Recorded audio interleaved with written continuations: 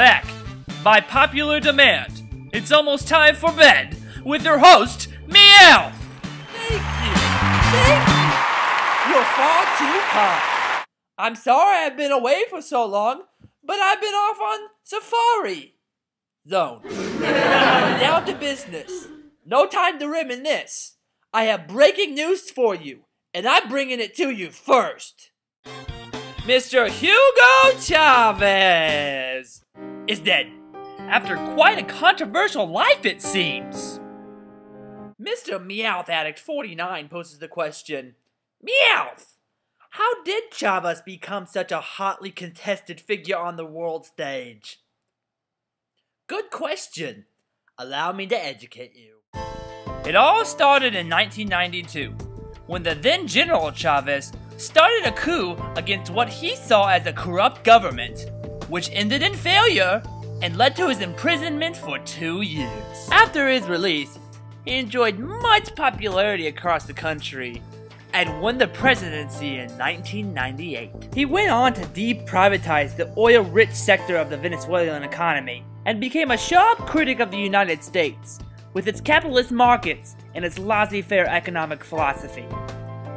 He allied himself with pretty much anyone who didn't like the United States too, and also some pretty controversial figures in their own right, including Fidel and later Raul Castro of Cuba, President Ahmadinejad of Iran, and Michael Moore. Shortly after winning another electoral victory in October, he was flown to Cuba to receive treatment for an undisclosed form of cancer, leaving the running of his government to his number 2 man, Vice President Nicolas Maduro. He later returned, only to die a short time after from a heart attack. According to one general who was there with him at his death, his supposed last words were, "Don't let me die. I don't want to die." Which really is a fair point. I wouldn't want to either. With Chavez's death, Maduro has been sworn in as the interim president. He'll be running for president in a special election to be held in April against Chavez's former opponent, Enrique Radowski. Already hot in the campaign trail, it is clear that he wants to align his image with the late Chavez's. This is made clear by his campaign's tagline, "Yo soy Chavez," or "I am Chavez." You know, when hearing about Chavez's death, and really all death in general, it brings to mind the quote from Sir Thomas Browne, "We all labor against our own cure, for death is the cure of all diseases."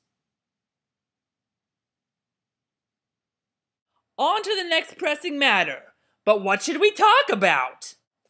The recent sequester and the aftermath of the fiscal cliff crisis? The increasing degree of partisan divide in the federal government? North Korea ending the 1953 armistice with South Korea and their nuclear threats against the United States?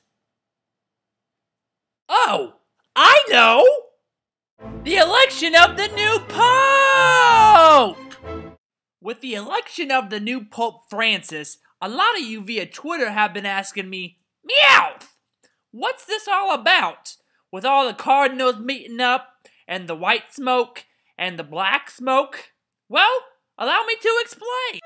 Whenever the Pope passes away, or in this rare exception, steps down, all the cardinals from around the world who are under 80 years old get together, wear cool hats, and appoint a successor. The over 1.2 billion Catholics from every corner of the globe wait in anxious anticipation for who it will be. The chimney above the Sistine Chapel plays an important role. If black smoke comes out of it, it means the cardinals have voted but have not yet reached the 2/3 majority required to elect a new pope. But if white smoke comes out, it means that we interrupt your regular scheduled program for a special news alert! Pikachu performed Thundershock!